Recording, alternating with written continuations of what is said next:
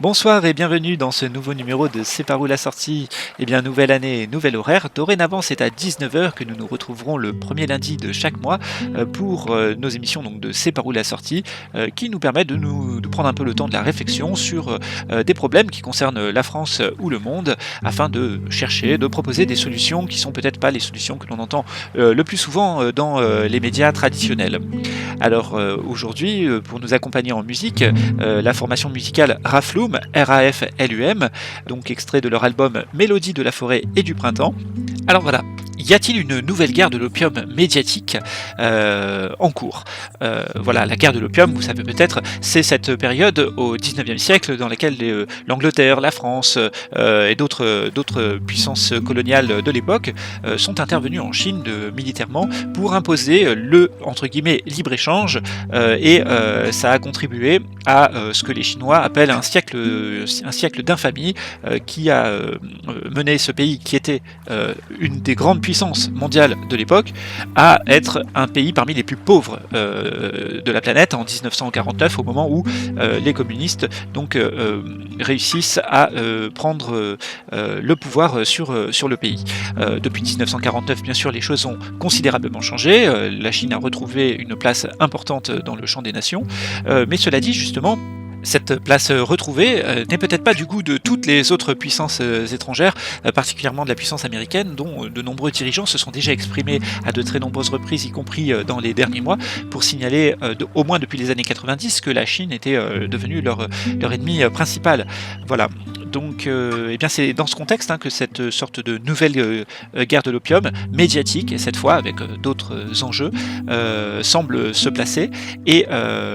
Et voilà, et donc les Ouïghours, vous avez sans doute entendu parler de cette population qui représente la moitié de la population du Xinjiang, soit environ 13 millions de personnes, donc qui auraient été soumis à l'enfermement de 3 millions, 1 million à 3 millions d'entre eux dans des camps de concentration, à un génocide culturel, à du lavage de cerveau, à des prélèvements d'organes, à du travail forcé, etc., etc. Vous avez sans doute été confronté à toutes ces informations avec peut-être des témoignages larmoyants, etc., où on essaie beaucoup de jouer sur les émotions des gens, et où les éléments matériels de preuve sont souvent assez faibles, des témoignages assez flous et invérifiables, et qui plus est, les choses sont répercutées finalement avec relativement peu de preuves, et par des personnes parfois des plus douteuses. Et c'est un peu tous ces éléments qui nous ont amenés à nous méfier, à essayer de vérifier un petit peu toutes ces informations, et à repérer en réalité qu'il y a bien beaucoup de faux dans cette campagne.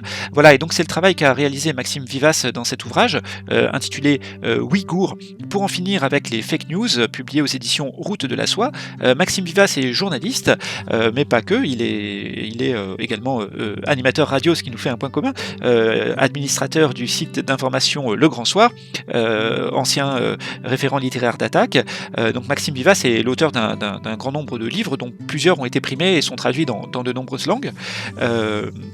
Voilà, donc Maxime Vivas a été amené à s'interroger un peu contre son gré, parce qu'il aurait préféré avoir à couvrir d'autres sujets, mais il a été amené à couvrir ce sujet, ce cas des Ouïghours, pour se rendre compte que c'était essentiellement à des fake news, à des fausses nouvelles que nous avions à faire sur le sujet.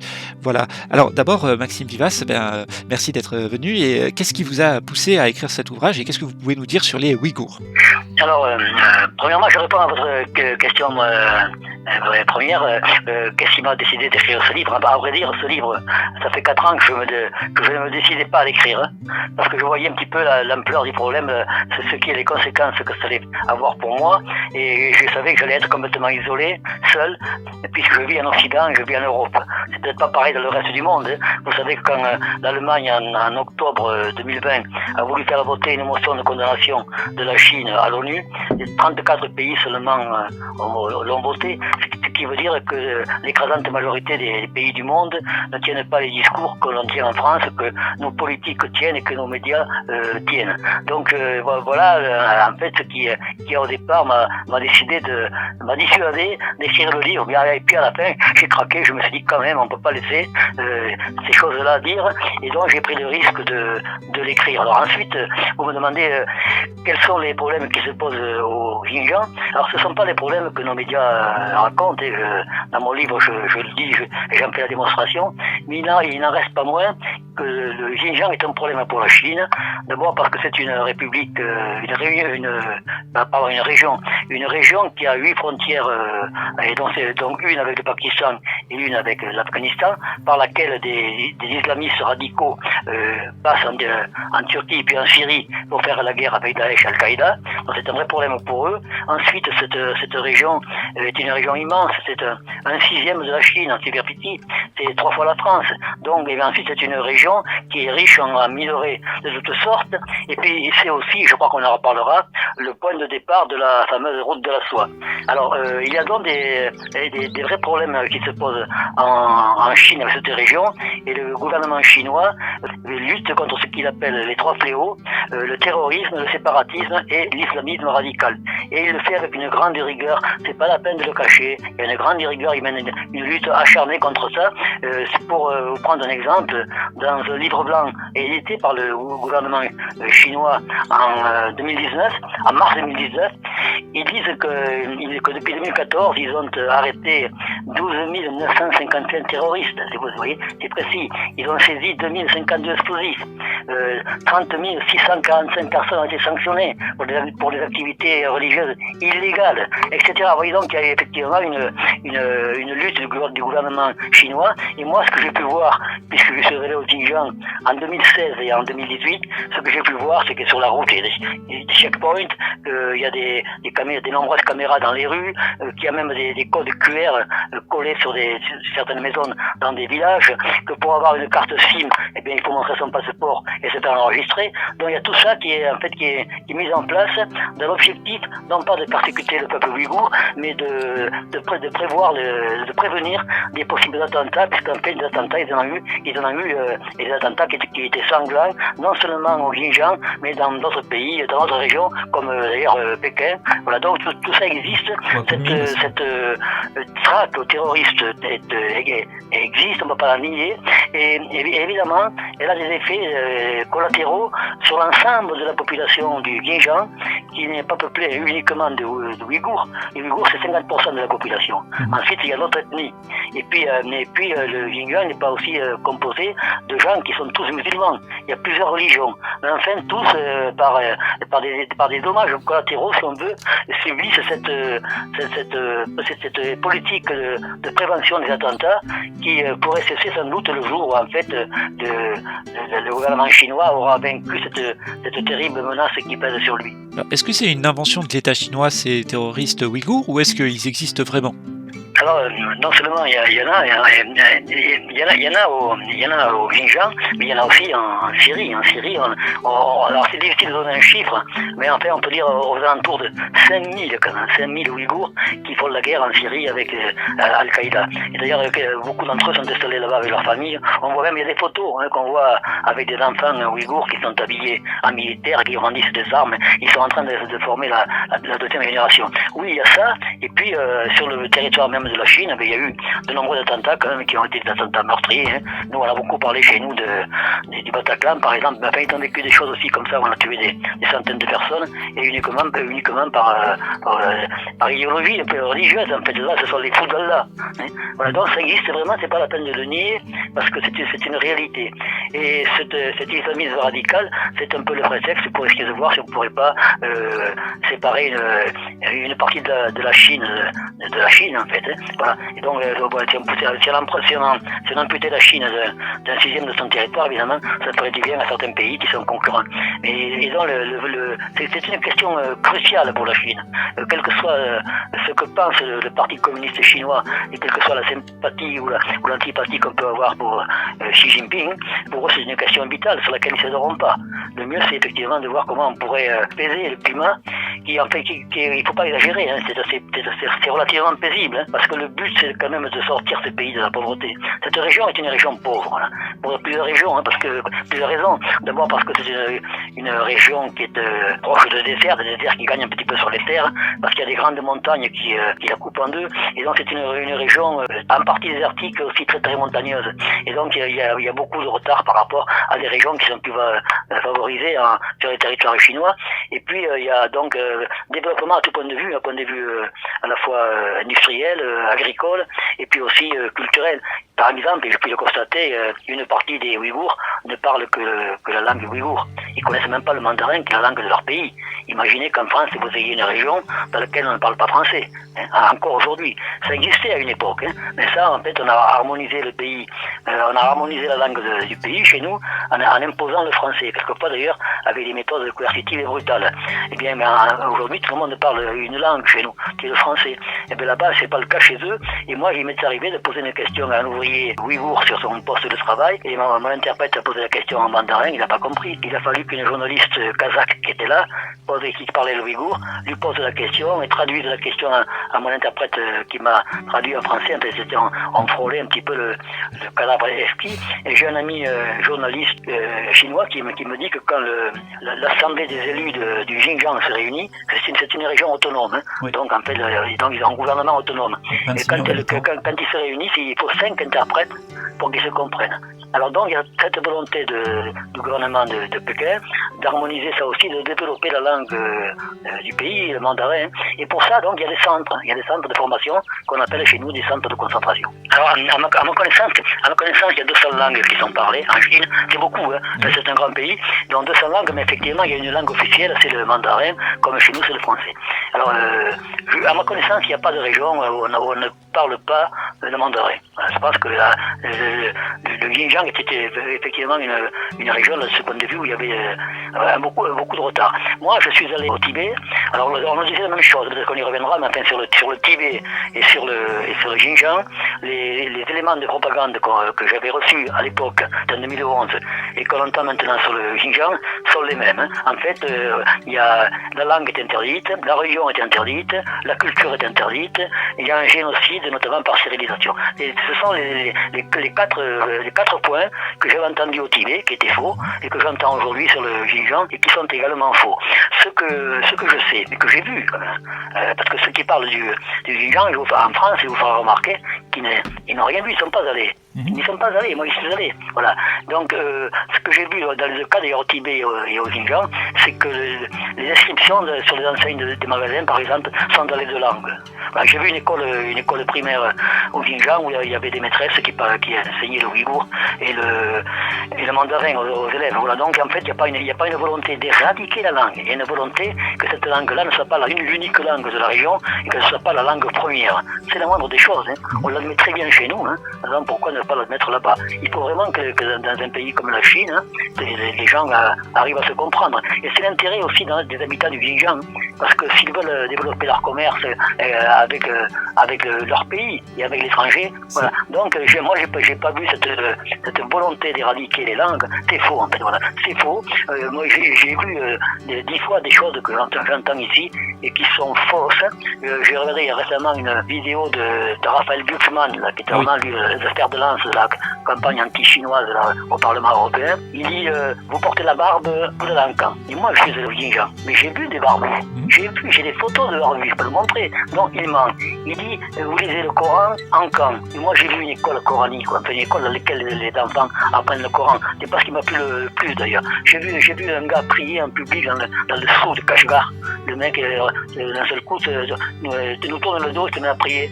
Voilà. Donc tout ça est faux. En fait, il y a des consignes, mais il y a un mode opératoire. Il y a un mode opératoire pour repérer les individus qui se radicalisent. Et ce mode opératoire que j'ai, il y a 75 points, il est traduit et systématiquement tronqué par ceux qui mènent des campagnes contre la Chine. Malheureusement, on fait ça en France après un crime, après un attentat. Pensez à ce qui s'est passé avec Sami Paty à Compton-Honorine, ce professeur qui a été décapité.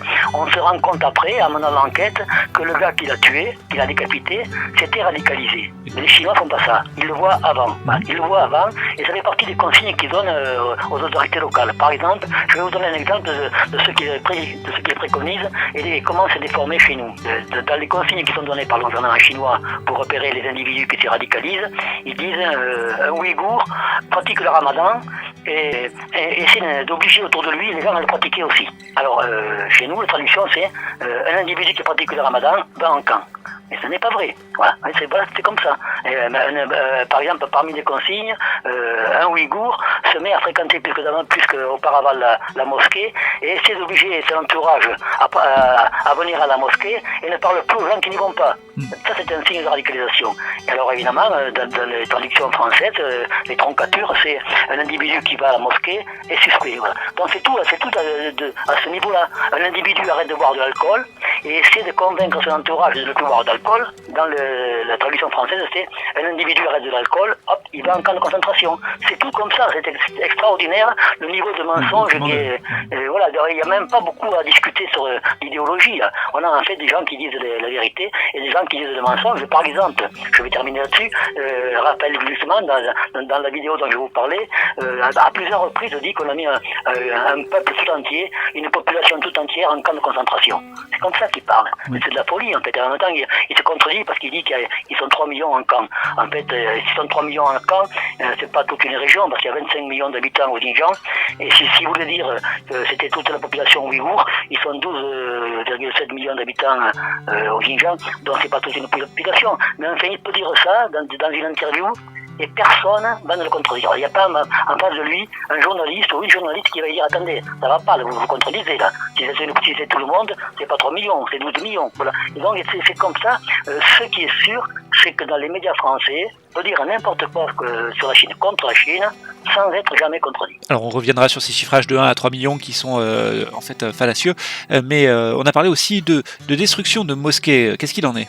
Oui, moi je pense que c'est pas très difficile de prendre une vidéo avec un tractopelle qui détruit une mosquée. Il y a des mosquées qui ont je sais pas combien de siècles, et donc qui sont en terre, voilà. Et donc à un moment donné sont vétustes, sont dangereuses, sont détruites. Mais ce qu'il faut quand même regarder un petit peu, il faut être dialectique. Il faut voir le problème dans son mouvement. Il y a actuellement 24 000 mosquées au Xinjiang, c'est-à-dire plus que sur l'ensemble du territoire des États-Unis d'Amérique. Voilà. Donc je veux bien qu'on en ait écrit 2 ou 3, mais enfin en fait il y en a beaucoup. Je crois qu'il y a une mosquée pour 500 habitants, et il y en a beaucoup plus que l'église catholique en France. Voilà, donc, et puis moi aussi, j'ai vu la mosquée de Kashgar, c'est la plus grande mosquée de Chine, d'ailleurs. Elle peut accueillir 10 000 fidèles, c'est-à-dire plus que Notre-Dame de Paris, voilà. Et donc, je l'ai vu, cette mosquée, elle est pleine, on peut dire quelquefois, des Ouïghours qui prient devant la mosquée, voilà. Donc, combien ne pas nous dire que c'est interdit. Moi j'ai discuté avec un Ouïghour devant un officiel d'ailleurs, devant un officiel des Chinois. Je lui ai demandé vous êtes musulman, il me dit oui, j'ai dit vous êtes à la mosquée, il me dit tous les vendredis. Je lui ai dit vous êtes pas membre du Parti communiste, alors il a rigolé, comme si c'était un truc tout à fait incongru.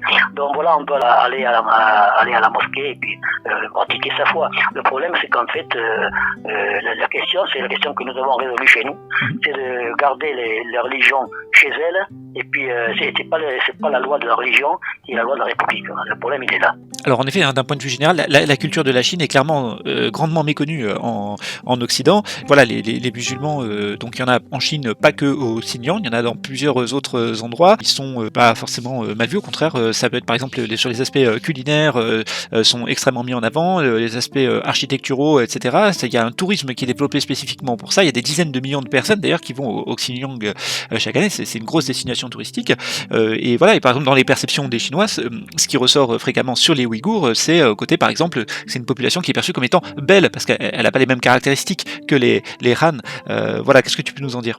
C'est vrai que tu l'évoquais un petit peu, les Ouïghours en fait n'ont pas les caractéristiques physiques des Han. Par exemple, quand on voit un Ouïghour, ça ne ressemble pas du tout à quelqu'un qui habite Pékin. Hein. Ils ont effectivement un type plus occidental. Voilà. Moi j'ai un fils qui a vécu 1 an et demi en Chine, et donc on le prenait pour un Ouïghour. Voilà. Donc ils ont effectivement des caractéristiques physiques tout à fait différentes. Et oui, ça c'est vrai. Alors après, est-ce qu'ils sont bien vus ? Oui, pour ça peut-être, pour ceux qui s'attachent à la beauté. Mais en même temps, moi on m'a dit que quelquefois en Chine, quand un mauvais coup se faisait un vol, quelquefois on disait spontanément c'était un Ouïghour, comme chez nous certains disent c'est un Rome, tu vois. Voilà, donc ça existe aussi parce que, et c'est lié certainement au niveau de pauvreté de ce pays-là, hein. Et puis pauvreté, après le manque d'argent, mais aussi souvent le manque de formation professionnelle. Et ça aussi, actuellement, il y a des immenses camps de formation professionnelle qui évidemment effectivement, on appelle chez nous des camps de concentration. Et peu importe, la Chine est un pays immense, les gens sont nombreux, et donc ils font pas ce que nous, ce qu'on a fait en 1880, quand on a voulu arracher l'enseignement à l'église, et quand on a voulu que tous les Français parlent le français, on a construit dans chaque école, dans chaque village une école. Et on a envoyé des instituteurs qu'on appelait à l'époque les hussards de la République, qui avaient pour mission non seulement d'apprendre le français, non seulement d'apprendre à lire, à écrire, mais aussi d'apprendre ce qu'est la République. C'est exactement ce que font les Chinois, exactement dans les centres de formation qu'on appelle chez nous les centres de concentration, les camps de concentration ou les camps d'extermination. Enfin, on a tout entendu là-dessus, hein, tout existe. Et donc c'est ce qu'ils font à la manière chinoise. Et puis ce que disent les officiels chinois, c'est que le jour où en fait le Xinjiang se sera développé, il y aura une plus grande communauté sur ce que leur pays avec le reste du pays, eh bien les problèmes vont se résoudre et les extrémistes religieux vont perdre du terrain. Donc en fait ils misent là-dessus, vous savez, c'est ce que disait Victor Hugo, ouvrez une école, vous fermerez une prison. Oui. Donc ils en sont là. En effet, les données macroéconomiques et macrosociales, y compris de la Banque mondiale, qui est loin d'être un organe socialiste, témoignent de ce développement accéléré considérable du changement qui est en cours, notamment au Xinjiang. Alors cela dit, on a évoqué tout à l'heure le chiffre des 1 à 3 millions de personnes enfermées dans des camps. D'où vient ce chiffre ? Non, on a rien de sérieux, sauf peut-être la fameuse technique qui avait été enseignée par Goebbels, cet officier hitlérien.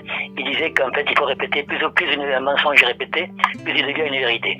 Et donc, le chiffre des internés ouïghours, ou alors la persécution des ouïghours, ou des génocides ouïghours, c'est faux à 100%, mais c'est répété, jusqu'au moment où ça devient une vérité. Alors donc, sur combien de ouïghours qui sont internés dans des camps de concentration, on n'a rien. Il y a simplement un anthropologue d'origine allemande qui maintenant vit aux États-Unis, qui s'appelle Adrian Zenz.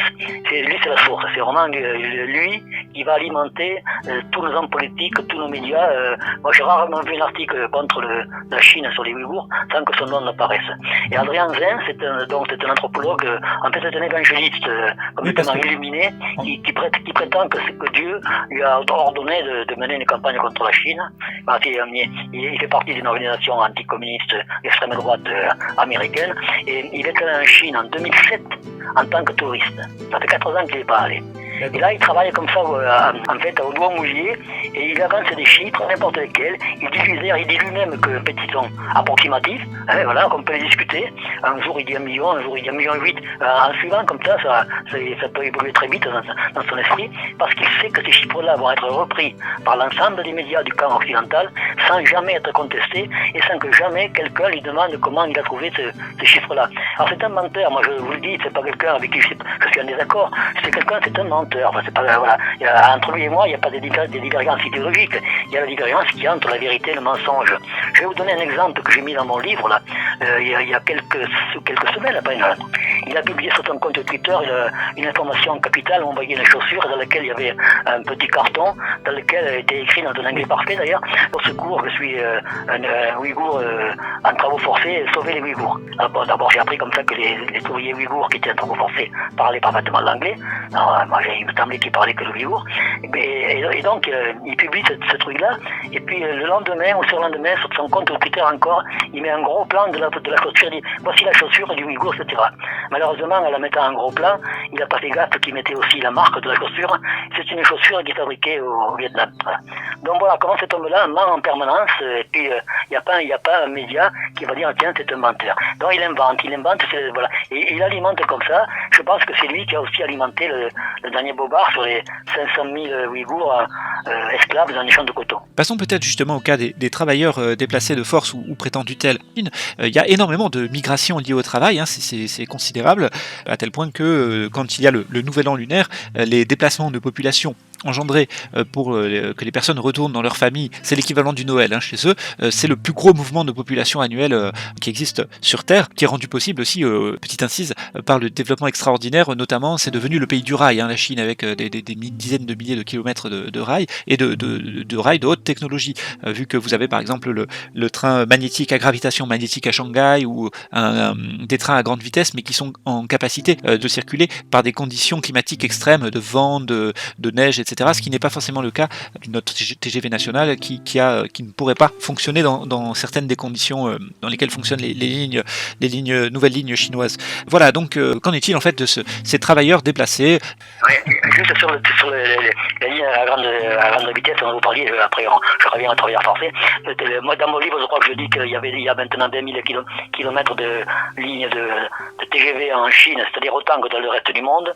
Mais j'ai entendu récemment qu'ils en sont maintenant à 29 000 et que bientôt ils en seront à 31 000. Enfin, voilà, ça va à une vitesse folle et en plus, ils ont mis au point un TGV qui va être bientôt opérationnel, qui va se déplacer à 900 km à l'heure. Donc en fait, là-dessus, effectivement, ils avancent à des vitesses vertigineuses vers toute la Chine, avancent à une vitesse vertigineuse. Il faudrait qu'on se rende compte un jour pour essayer de voir si on ne pourrait pas avoir avec eux des rapports plus amicaux et de coopération. Alors sur les champs de coton et sur le 500 000 esclaves dans les champs de coton, d'abord, je vais vous faire remarquer que je suis étonné de dire qu'aucun journaliste ne pose la question.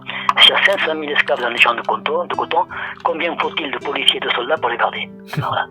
Et ça va faire quand même des millions. Et pourquoi on ne les voit pas? Pourquoi on ne voit pas un petit peu, c'est à la fois ces esclaves et ces militaires qui les gardent autour, parce qu'il faut quand même du monde pour garder les esclaves. Ça, on ne le voit pas. Alors ça, c'est encore une invention d'Adrian Zenz, et qui est basée sur quoi? Mais sur le fait qu'il se passe au Xinjiang, ce qui se passe partout dans le monde. C'est-à-dire que quand la récolte arrive, il faut du monde et il faut des déplacements de population. Moi, j'étais dans une région là où il y a des vendanges, là, et puis au moment des vendanges, traditionnellement, depuis des décennies, il y a des Espagnols, des Portugais, des Marocains aussi qui arrivent en France comme ça, par milliers, pour faire les vendanges. Et puis quelquefois ils sont pas traités trop bien, ils dorment dans des tentes, des choses comme ça. Puis aussi plus près de chez vous, en Italie aussi, les Italiens sont arrivés dans le midi pour participer aux vendanges au moment où il faut le faire. C'est ce qui se passe là-bas, et c'est une aubaine pour les Ouïghours qui, je vous le disais, est une région qui n'est pas très encore développée, et donc ça fait effectivement une occasion d'aller gagner de l'argent. Mais ce que Adrian Zenz dit, c'est qu'en fait le travail est forcé et que les gens n'ont pas le choix. Parce qu'en fait, dans l'idéologie politique occidentale, les Chinois sont intrinsèquement mauvais et pervers.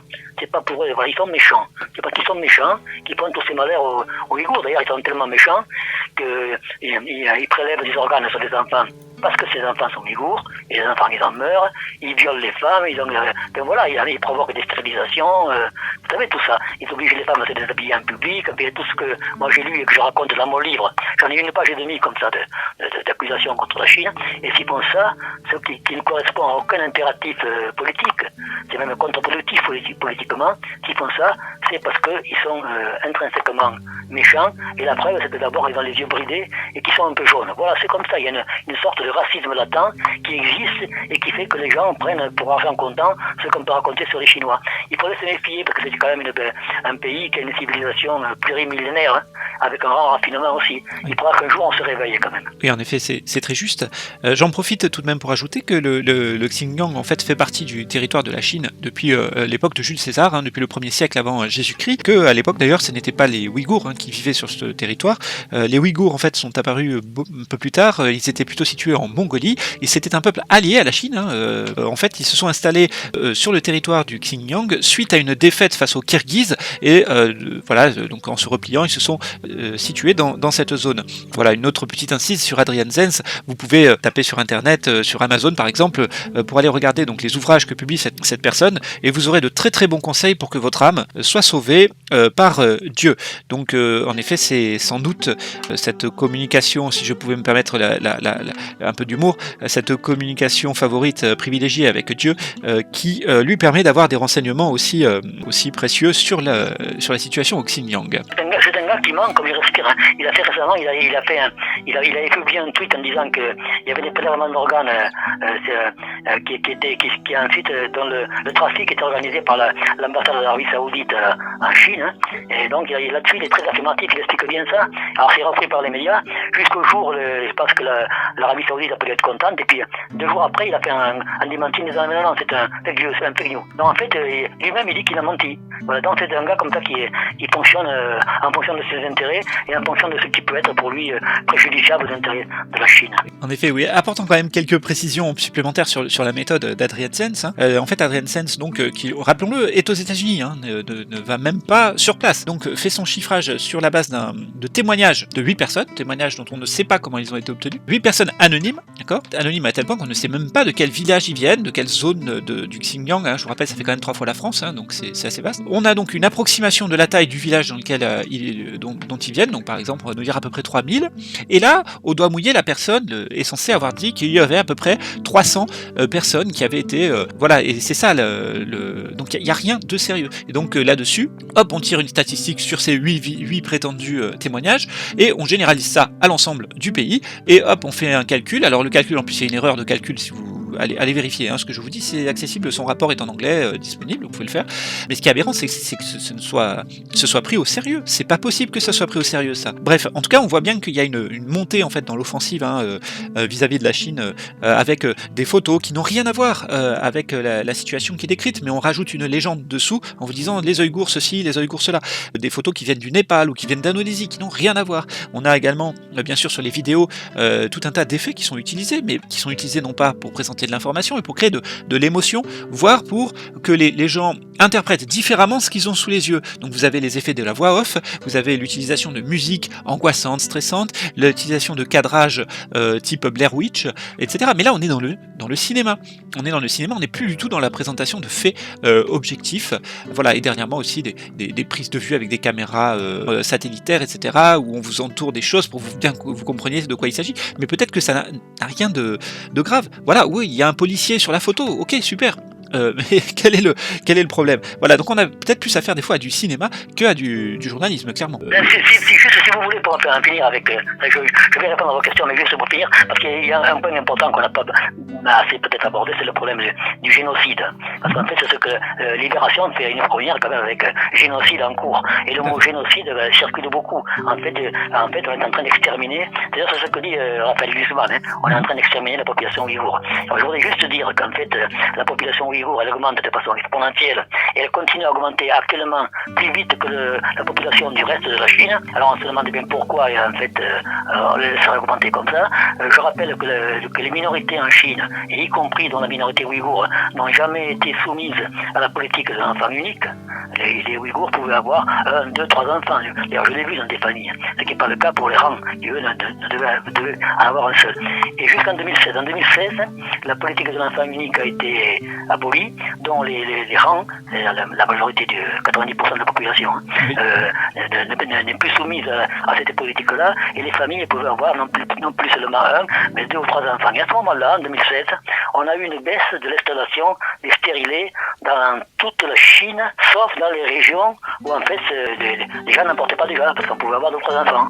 Et donc la propagande anti-chinoise dit, mais voyez, voilà, vous avez vu, les stérilés sont en messe partout, sauf en Xinjiang, c'est bien la preuve qu'il y a un génocide. Même si en fait la population ouïghour en 40 ans est passée de 5 millions et demi, je crois, à 12 millions 7. Voilà, en fait, il y a de plus en plus de Ouïghours, et moi je donne rendez-vous à ceux qui nous écoutent et qui ont peut-être du mal à nous croire tellement on prend ici le contre-pied de ce qui est dit. Je leur donne rendez-vous dans quelques années pour savoir combien il y a encore de Ouïghours. Voilà. Alors c'est tout de même assez étonnant toutes ces fake news et le fait qu'elles soient répercutées aussi facilement dans la presse, voire fabriquées. Pourtant, vous démarrez justement votre ouvrage sur justement l'éthique de journaliste, sur notamment la charte de Munich. Est-ce que vous pouvez nous en parler? Alors, en fait, il y a pour la fonction de journaliste, pour le métier de journaliste, une charte qui s'appelle la charte de Munich, parce qu'elle a été signée à Munich. Ou alors la charte, on peut l'appeler aussi la charte des journalistes, qui est aux journalistes ce qu'est le serment d'Hippocrate aux médecins. Le serment d'Hippocrate, il dit d'abord ne pas nuire. Les médecins sont là pour soigner le malade et non pas pour s'enrichir ou pour se mettre en compétition. Donc il y a un peu l'équivalent un petit peu de cette charte de Munich que j'ai mise au début du livre, parce qu'en fait les journalistes ne la respectent pas, ne la respectent pratiquement jamais, et moi je me fais fort de la respecter toujours. Et cette charte, donc moi j'ai discuté il y a quelques mois avec deux journalistes dont l'un venait d'avoir son diplôme et il n'avait pas entendu parler de cette charte, et puis l'autre qui était en troisième année d'école de journalisme qui n'avait pas entendu parler encore non plus. Bon, il y a comme une volonté des enseignants de l'école de journalisme de ne pas obliger leurs élèves ou les futurs journalistes à se tenir à cette charte-là et qui édicte des prescriptions quand même qui sont un peu contraignantes du point de vue de l'éthique. Par exemple, on n'a pas le droit de publier des informations sans les devoir vérifier. Or, sur ce qui se passe dans la querelle avec le Xinjiang, toutes les informations qui sont prises et qu'on va chercher chez Adrien Zenz ou d'autres d'ailleurs, elles ne sont pas vérifiées. On les prend, on les répète, c'est ce que fait... Parce que vérifier une information, c'est pas aller chercher si quelqu'un d'autre l'a dite. Ça, c'était ce qu'appelait Bourdieu la circulation circulaire de l'information, où au final, tout le monde, l'autre l'a dit, donc je peux le dire aussi. Alors que peut-être que vérifier, c'est de retourner aux faits, au factuel, et c'est ça qui n'est pas fait. Oui, parce que là, avec cette affaire-là, cette campagne mondiale sur les Ouïghours, on a, oui, vous en parlez à juste titre, on a cette fameuse théorie là, si bien vue, de Pierre Bourdieu sur la circulation circulaire de l'information. Et alors, en fait, effectivement, moi j'ai déterminé le point de départ. C'est une américaine qui devant l'ONU a dit qu'il y avait des rapports nombreux et crédibles qui disaient qu'il y avait 1 million de camps, 1 million de Ouïghours dans des camps de concentration. Elle n'a pas pu citer ces rapports, elle n'a pas pu les montrer, mais enfin elle a dit qu'ils étaient nombreux et crédibles. Et puis c'est l'agence Reuters, qui est une des plus grandes agences du monde, une des 4 plus grandes, qui a repris l'information sur le titre l'ONU dénonce dénonce le fait qu'il y ait 1 million de Ouïghours dans les camps de concentration. Ça s'est fait comme ça. Et après, les autres journaux qui ne veulent pas rester comme ça à l'écart, se mettent aussi à reprendre une information. Et quelquefois, on la rajoute un petit peu. Ça tourne en boucle. À bout d'un moment, les hommes politiques qui lisent la presse parlent là-dessus. Les journalistes parlent là-dessus en se validant de ce qu'ont dit les hommes politiques, etc. Et donc c'est une sorte de boule de neige qui dévale comme ça, en grossissant toujours plus, mais jamais personne ne va vérifier ce qui a été dit. Et au cas, il y a dans cette charte pas mal de choses. Rectifier une info si on s'aperçoit qu'elle a été inexacte. S'interdire la calomnie, la diffamation, les accusations sans fondement. Si on publie un témoignage, il faut publier le degré de fiabilité de ce témoignage, pas présenter comme une vérité absolue quelque chose qui est en fait une simple... On va peut-être évoquer cette question de la valeur, de la validité d'un témoignage. Pas utiliser de méthode déloyale, donc ça c'est quelque chose qui est donc pour obtenir des informations, des photographies, des documents, par des pressions, par de l'argent, par des choses comme ça. Ça, bon, je passe un petit peu tout ça, mais je vous invite effectivement à voir cette charte. On va voir que malheureusement elle est peut-être pas respectée dans ces cas-là. En fait, elle l'est jamais. Et notamment, moi, ce qui me désole beaucoup, c'est que en fait, les informations qui sont fausses ne sont jamais rectifiées. Voilà. Elles sont pas rectifiées. C'est qu'on a un truc, c'est une règle. Hein, en fait, les journaux peuvent mentir pendant des mois, des années. Après, au bout d'un moment, la vérité éclate et puis ils vont pas rectifier, ou alors ils vont faire apporter la responsabilité du mensonge sur les médias. Voilà, c'est pas sur eux, c'est sur les médias. Moi, je prends l'exemple du procès d'Outreau dans le Nord, qui a duré 3 ans, un procès contre un réseau de pédophilie. Il y a des accusés qui se sont... il y en a un qui s'est suicidé, il y en a un qui est mort en prison de effets cardiaques, il y en a un qui a divorcé, d'autres qui ont eu leur vie brisée, qui ont été ruinés, et tout ça, ça a duré 3 ans. L'ensemble de la presse s'est déchaîné là-dessus. Libération nous racontait l'histoire du viol d'une fillette avec beaucoup de réalisme. La fillette est tenue par un homme aux cheveux gris qui la battait pendant qu'un autre la violait. Le Monde racontait que cette fille-là, elle était morte. Tout était faux. Tout était faux, le réseau de pédophilie n'avait pas existé, la scène avec cette fillette n'avait pas existé, et puis il n'y a pas eu d'enfant qui a disparu, qui est mort pendant cette période-là. Ça a duré 3 ans, mais l'ensemble des médias, là, pendant 3 ans, on fait des unes ou on fait des colonnes entières là-dessus, et quand, en fait, l'affaire la vérité éclate, bon, la France, par la voix je crois, de Jacques Chirac, présente ses excuses, les survivants sont indemnisés, mais les médias ne font pas leur mea culpa. Ce qu'ils vont faire, c'est dire oui, les médias se sont, voilà, on va voir dans les journaux, les médias se sont peut-être emballés. Les médias, d'accord, mais toi aussi, camarade, voilà. Et donc, vous verrez jamais comme ça ce mea culpa, et c'est pour ça que moi je suis très pessimiste sur le temps qu'il faudra pour que la vérité éclate sur le Xinjiang, parce qu'ils ont tellement menti tous ensemble qu'ils ne pourront pas reconnaître qu'ils ont menti. Voilà. Et oui, qui plus est, aujourd'hui encore, vous beaucoup de gens ne sont pas au courant que l'affaire Doutreau était un faux. Alors qu'il y a eu tellement dans leur mémoire, ce qui a été, même s'ils ont entendu l'info que ça a été tellement répété, tellement machin, qu'ils pensent encore que c'était vrai. Ou alors que, voilà, vous savez, il y a pas de fumée sans feu quand même. Si on dit ça, c'est qu'il doit y avoir quelque chose. Et en fait, pas forcément. C'est ça qui devient assez terrible. Alors, on en a pas mal quand même des exemples de ce type. Alors, vous citez bien sûr le plus célèbre, le plus emblématique, mais il faudrait pas qu'il ait l'air, comme une exception, parce que le problème, c'est que c'est pas des exceptions ces choses-là, c'est des choses qu'on a pris. Mais vous prenez l'affaire Dreyfus, c'est une affaire qui certes va focaliser l'attention, mais ça n'est pas du tout la seule fausse information de cette époque-là. Il y en a beaucoup déjà qui circulent. Et voilà, là on va en citer quelques-unes, mais ces quelques-unes, elles sont les plus emblématiques, mais ne sont pas malheureusement les seules. Alors peut-être les plus connues, si on peut les rappeler, il peut y avoir une campagne médiatique où tout le monde a l'air de dire la même chose sur un truc où finalement, en fait...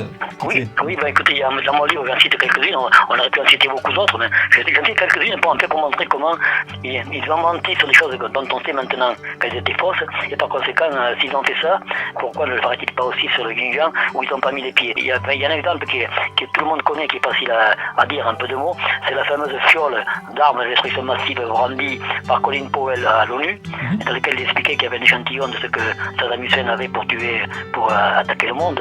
On disait qu'avec ça, il pouvait atteindre la France et l'Angleterre, etc. Et puis après, on s'est aperçu que tout ça a été faux, et que Saddam Hussein n'avait jamais eu d'armes de destruction massive. Ça a été une chose prouvée, mais on l'a su après l'invasion de l'Irak et après que ce pays a été détruit avec des centaines de milliers de morts. Donc ça a été une feuille d'horrible, un mensonge qui a été comme ça, qui a été très très coûteux en vie humaine et puis aussi pour un pays qui maintenant est ruiné. Ouais, d'autant que là, c'est un exemple qui n'est pas inintéressant à double titre. Tout d'abord parce que le père de Raphaël Glucksmann a lui soutenu cette campagne pour dire qu'il y avait des armes de destruction massive et qu'il fallait intervenir en Irak. Donc c'est toujours cette propagande humanitaire en fait qui est en fait anti-humanitaire. Et ça permet de rebondir sur le fait que si il y a un moment, il y a bien des musulmans qui sont tués dans le monde. C'est confirmé par des études américaines qui expliquent qu'aujourd'hui on en est à au moins 800 000 victimes directes de la guerre contre le terrorisme dans les pays incriminés. Quand je dis 800 000, c'est pas 800 000 victimes, c'est 800 000 tués par l'intervention militaire américaine. Voilà. Et dans ces 800 000, la proportion de civils est ahurissante. C'est-à-dire que c'est plus de la moitié dont on sait que c'était des civils. Donc des personnes qui n'étaient pas liées directement au conflit. Donc voilà, là, je veux dire, si on veut en chercher, si on veut faire des campagnes humanitaires, il y a le Yémen, il y a la Palestine, il y a plein d'endroits où on peut intervenir. Et bon, là, on a des faits. Oui, moi je cite dans mon livre un scandale qui est avéré, qui est prouvé, qui est filmé, que n'importe qui peut aller vérifier. C'est le scandale des 10 millions d'enfants esclaves en Inde. Il y a 10 millions d'enfants esclaves en Inde. Il y a un reportage de France 24, je donne le lien pour qu'on puisse aller le voir, et où on voit des gens, des citoyens appuyés par la police qui vont délivrer dans des ateliers sans fenêtre des enfants qui travaillent là toute la journée, qui tombent au pied de l'atelier. Il y en a 10 millions comme ça. Donc on a des éléments qui montrent que c'est vrai. Je sais pas, on peut discuter sur le chiffre. On fait des éléments qui montrent que c'est vrai parce que ça a été filmé et qu'on le voit. Voilà. Et donc là, s'il y a 10 millions d'enfants esclaves en Inde, je suis étonné que personne ne bouge. Je suis étonné qu'on n'organise pas des grandes manifestations au Trocadéro. Je suis étonné qu'il n'y ait pas des débats à la télévision. Je suis étonné que nos grandes consciences, là, Glucksmann, Goupil, Cohn-Bendit, n'interviennent pas pour mener des campagnes, condamner l'Inde par des motions à l'ONU. Il y a eu une motion votée par l'Union européenne pour condamner la Chine récemment. Mais pourquoi il n'y en a pas aussi sur l'Inde? Parce qu'en fait, la réponse, c'est que l'Inde n'est pas un pays ennemi des États-Unis d'Amérique. Voilà. Alors que la Chine est un pays concurrent, certainement le principal concurrent des États-Unis, et certainement d'ailleurs le pays qui maintenant a supplanté les États-Unis. La question, et voilà, la réponse est là, et c'est quand même, on voit bien comment on se fait manipuler, parce qu'en fait, on va nous dire sur quel sujet il faut s'apitoyer, sur quel sujet il faut les manifester, et puis il y a des choses qui se passent beaucoup plus graves. Moi, si on me parlait de liberté au Xinjiang, allons voir quelle est la liberté de la moitié de la population en Arabie Saoudite. La moitié de la population, c'est-à-dire les femmes, n'ont aucun droit. Elles n'ont pas le droit de sortir à visage découvert, elles n'ont pas le droit de sortir, même si elles sont avec un tchador, si elles ne sont pas accompagnées par leur mari, leur cousin, leur frère, quelquefois leur fils. n'y a aucune liberté pour ces femmes-là. Elles sont encagées dans des avis. Et c'est étonnant quand il n'y a pas de campagne comme ça pour faire libérer les femmes. C'est quand même 50% de la population. Je dis l'Arabie Saoudite, mais les autres pays aussi, les autres Émirats. Voilà, donc là-dessus, il n'y a pas. C'est parce qu'en fait, à un moment donné, on nous demande de courir derrière l'heure. On nous lance une babale. Il faut courir derrière. Et puis même si en fait il n'y a rien, mais sur les choses qui sont vraies, eh bien, on passe, on n'en parlera pas. Voilà. La question ne sera pas posée, comme on dit dans les tribunaux. Quels sont en fait, de quoi est-ce qu'il faut qu'on se méfie quand on a ce genre d'infos pour ne pas juste faire le jeu d'une propagande de guerre? Alors, d'abord, il faut bien voir que cette campagne-là, qui est une campagne mondiale, c'est certainement la plus grande campagne que j'ai vue de ma vie. Je n'ai pas souvenir qu'il y en ait une aussi grande. Même sur le Tibet, c'était pas aussi violent, c'était pas aussi unanime, c'était pas aussi serré, c'était pas aussi fort. Moi, c'est une campagne qui est basée sur l'émotionnel. Hein. C'est un classique, c'est un grand classique. Hein. Ne parlez pas à l'intelligence des gens, parlez à l'émotion. Ça marche très bien, c'est le principe d'ailleurs des journaux télévisés. On parle on parle à l'émotionnel. Si on essaie de rationaliser un petit peu, on fait ce que je vous dis, on essaie de chercher les preuves, hein, et puis si on voit qu'il y a des mensonges, ce qui est facile à voir d'ailleurs, n'importe qui peut le voir, et bien si on voit qu'il y a des mensonges, on se demande pourquoi il y a tant de mensonges pour défendre une cause qui est juste. Quand une cause est juste, elle doit se défendre avec des arguments vrais. C'est ce que je fais, moi c'est mon fils de grand soir, les arguments qu'on emploie sont des arguments vrais, c'est la raison pour laquelle tous nos articles publiés depuis 2008 sont encore consultables en archives libres, parce qu'en fait on dit la vérité. Donc là on a une cause qui est défendue par une accumulation de mensonges. Moi je voudrais quand même dire un mot sur la CIA, on l'a pas encore dit, hein. Tout au départ était lancé et financé par la CIA. Je donne dans mon livre des organisations qui financent directement des organisations ouïghours. Et parmi les gens qui ont dirigé la CIA, il y en a un qu'on connaît parce qu'on en parle ces temps-ci, en fait c'était un ministre de Trump, c'est Mike Pompeo. Pompeo a été directeur de la CIA pendant 2 ans, 2017-2018 je crois, de tête là, 2016-2017, et voilà c'est dans mon livre, et il fait une conférence devant les étudiants dans une université du Texas, et il dit textuellement ceci, quand j'étais directeur de la CIA, nous avons menti, nous avons trompé, nous avons volé, et il ajoute, c'est comme si on avait été formé entièrement pour ça. Voilà ce qu'est la CIA, et c'est la CIA qui alimente cette campagne-là. Donc à partir de là, on peut continuer comme ça. Donc vous me demandiez comment faire pour essayer de voir comment on est manipulé. Mais d'une part, voir qui a lancé l'affaire, pourquoi, quel est leur intérêt, et puis voir s'ils mentent. S'ils mentent souvent, en fait, c'est parce qu'en fait, la vérité n'est pas chez eux. Tout à l'heure, je crois qu'on a abordé comme ça, vite fait, hein, les exemples de documents qu'ils produisent. Là, notamment, il y a des photos. Les poteaux, donc vous disiez en fait la légende des fausses. Hein. Il y a des poteaux et puis on donne une légende qui est fausse, et avec ça on essaie d'émouvoir les gens. Alors il se trouve que depuis quelques années, il y a une application informatique qui s'appelle InVid, INVID, qui permet à partir d'une photo de remonter à la source de cette photo. Alors je vous donne un exemple, il y en a plusieurs dans mon livre, je vous en donne un qui est assez frappant. On voit une Ouïghour avec les visages ensanglantés, qui est attachée sur une chaise, elle a une main attachée sur un tabouret, et il y a un tortionnaire rang qui lui arrache les ongles. C'est terrible, cette photo en fait a circulé partout. Or avec InVid, on apprend que cette photo a été tournée en 2004, c'est une vidéo en fait, dans un studio aux États-Unis avec une actrice. Voilà. Alors, ensuite il y en a une autre aussi qui est assez pathétique, quand on parle à l'émotionnel, hein. On voit un enfant de 2 ans, peut-être même pas 1 an ou 2 ans, nu, à 4 pattes, qui mange dans la gamelle du chien ou du chat, et il est tenu en laisse. C'est un enfant ouïghour tenu en laisse par des rangs. Alors en fait on apprend que c'est une photo qui a été prise aux Philippines par la mère de cet enfant, une mère indigne. Hein. Voilà. Et donc c'est à peu près tout comme ça.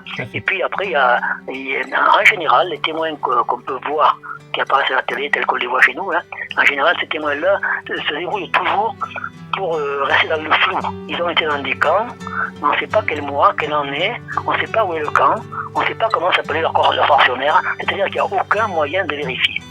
Il y a un autre propagandiste anti-chinois qui est américain qui s'appelle Utan Woodman, qui travaille pour l'ANED, la National Endowment for Democracy, qui est auparavant de la CIA, lui, il dit il y a 25 000 Ouïghours entre 25 et 35 ans qui sont tués chaque année pour prélèvement d'organes. C'est précis, 25 000 entre 25 et 35 ans. Et il est allé compter. Ce qui est assez intéressant, c'est qu'au fur et à mesure, ces informations-là sont démenties. Mais on continue à croire les personnes qui vont ressortir à nouveau une nouvelle, soi-disant, un nouveau scoop. Mais voilà, donc excusez-moi d'avoir coupé. Mais en fait, comment un journaliste peut prendre cette information et la diffuser sans faire son travail de journaliste qui dit, mais comment il sait qu'il y en a 25 000, et pas 28 et pas 27, il les a comptés, comment il sait qu'ils avaient entre 25 et 35 ans, et comment se fait-il qu'il nous dit qu'il ne peut pas le prouver parce que les camps sont tenus secrets et puis les cadavres sont brûlés. Alors on ne peut pas. Voilà. Alors, donc voilà, le mec, tout ça, ce genre d'accusation devant un tribunal français, d'abord le plaignant serait débouté et peut-être même qu'il serait condamné pour outrage magistrat. Et c'est ce qui circule comme ça pour montrer la monstruosité des Chinois. Voilà, alors sur cette question des témoignages, ce que peut-être il y a une expérience assez intéressante qui avait été réalisée par le youtubeur AstronoGeek qui avait fait ça sur la base de Crop Circle. Donc ils étaient allés fabriquer un Crop Circle et ils s'étaient retournés les jours qui suivaient pour interviewer les gens qui étaient sur place, qui venaient se présenter en leur demandant, alors que c'était eux qui venaient de faire ces Crop Circle, mais ils demandaient aux gens qui étaient là, mais qu'est-ce qui s'est passé, comme s'ils n'étaient pas au courant. Et les témoignages des gens qui affirmaient tout un tas de choses alors que l'énergie qui se dégageait, que les extraterrestres étaient venus, etc. Et des témoignages où, si vous mettiez votre raison de côté un instant, les gens avaient l'air d'une sincérité absolue. Et vous auriez presque pu y croire. Bien sûr, c'était complètement faux, mais les témoignages avaient l'air tellement sincères, quoi. De même, aujourd'hui, vous faites le tour des lycées de France, vous allez trouver 10, 15, 20 élèves qui vont vous dire, en pleurant, à quel point leur lycée, ce qu'ils vivent au lycée, c'est une expérience concentrationnaire, qu'on leur refile une propagande de fou, etc. etc. Voilà. Alors, je recite quand même l'ouvrage qui est très très riche, le petit ouvrage de Maxime Vivace, très facile à lire, Maxime Vivace, donc Ouïghour, pour en finir avec les fake news aux éditions La Route de la Soie. Maxime va avoir un petit mot encore, pour encore rajouter un petit mot à tout ça. Vous avez également des articles de Maxime. Je peux aussi vous recommander des chaînes YouTube comme celle du Canadien Numoves ou de l'Américain Nathan Rich. Alors ça, ces deux dernières sont en anglais, mais vous y trouverez pas mal de choses sur le Xinjiang, etc. Et puis je vous invite aussi à regarder, je vous invite pas à y croire, etc., à ajouter, si vous vous intéressez à ces questions, allez regarder aussi ce que disent les chaînes comme CGTN, China Daily, qui sont des chaînes officielles. Voilà, et vous verrez que vous aurez des éléments aussi pas inintéressants sur ces questions-là, sur la vie, sur le développement de ces régions, qui permettent d'avoir un point de vue un peu plus complet. En tout cas, évitez de céder à la haine, à l'émotion, à vouloir changer les gouvernements des autres pays, c'est peut-être pas notre rôle, etc. Et particulièrement quand on est mobilisé là-dedans par des intérêts qui sont absolument pas ceux de notre pays. Voilà, alors Maxime, peut-être un dernier mot ? Oui, non, je voudrais d'abord vous remercier et puis simplement préciser que, parce que là on l'a juste abordé en passant, mais dans mon livre je développe bien, quand l'origine c'est quand même c'est les États-Unis. Il y a ce départ de la route de la soie qui va impacter 143 pays dans le monde, et parmi ces 143 pays, il n'y a pas les États-Unis. Donc il y a une sorte de commerce mondial qui est en train de se mettre en place avec cette nouvelle route de la soie. La route de la soie part du Xinjiang, et comme par hasard, il faut qu'il y ait une offensive géante et énorme comme ça, avec tous les arguments les pires. Dire génocide, c'est quand même un mot qui est un peu fort, mais à force de le répéter, ça devient vrai. Mais il n'empêche que l'origine, c'est pas ce qui se passe, c'est pas le sort malheureux des Ouïghours, leur sort s'améliore. C'est plutôt l'avenir des États-Unis qui sont une bête blessée et qui voient que bientôt ils ne pourront plus gouverner le monde à leur guise pour aller faire des guerres. Ils font une guerre chaque année, en général d'ailleurs, dans un pays lointain qui ne peut pas se défendre. Voilà.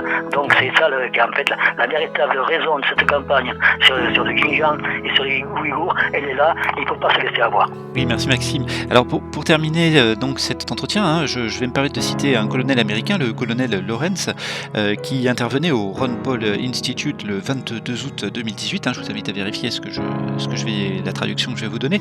Ce colonel Lawrence était en fonction jusque peu de temps avant cette intervention, et il expliquait à ce moment-là pourquoi les États-Unis étaient présentes en Afghanistan et pourquoi ils allaient rester présents en Afghanistan pendant encore au moins 50 ans. Eh bien, il expliquait, ça n'a aucun rapport avec l'idée de rétablir la paix en Afghanistan, à Kaboul, d'établir un État stable en Afghanistan ou de réconcilier les Afghans entre eux ou avec les talibans. Absolument pas. Les 3 objectifs qu'il cite sont les suivants. Le premier d'entre eux, c'est pour avoir une présence militaire terrestre à proximité des routes de la soie que sont en train de mettre en place la Chine pour pouvoir les contrôler, avoir un contrôle dessus. Deuxième objectif, celui-là un petit peu différent, mais qui consiste à se retrouver à proximité du pays équipé de l'arme nucléaire qui est le plus instable du lieu, qui est le Pakistan, pour pouvoir éventuellement intervenir si il y avait des problèmes. Et le troisième, qui concerne à nouveau la Chine, comme le premier, eh bien c'était pour être à proximité et en contact avec les Ouïghours, parce que les États-Unis savent qu'il y a une partie des Ouïghours qui peut être facilement mobilisable et hostile aux Han. Les Han sont une des ethnies de l'ethnie majoritaire de la Chine. Les Ouïghours sont aussi des Chinois, mais sont une des ethnies minoritaires. Et donc l'idée étant d'imiter en cela Erdogan, qui a à sa disposition 20 000 Ouïghours qui combattent donc en Syrie par exemple, qui ont combattu avec Al-Qaïda, ou qui ont combattu plus récemment en Azerbaïdjan et en Arménie dans un conflit récent, et voilà, et donc pour les utiliser de la même manière pour déstabiliser le pays, mais il insiste bien de l'intérieur et non de l'extérieur. Donc voilà, bien écoutez, je vous laisse vérifier ces infos, vous verrez, ça fait un peu froid dans le dos, mais ça fait partie de l'équation quand on veut comprendre ce qu'il se passe dans cette région. Voilà, donc je rappelle l'ouvrage de Maxime Vivas, Ouïghours pour en finir avec les fake news, aux éditions Route de la Soie, qui se lit très facilement, que je vous invite vraiment à lire. Et je vous rappelle également que nous avons été accompagnés en musique par le groupe, par la formation musicale Rafloum. Pour le reste, je vous souhaite une très bonne soirée. On se retrouve d'ici un mois et continuez avec nous à chercher la sortie. À très bientôt, au revoir. Merci Jérémy.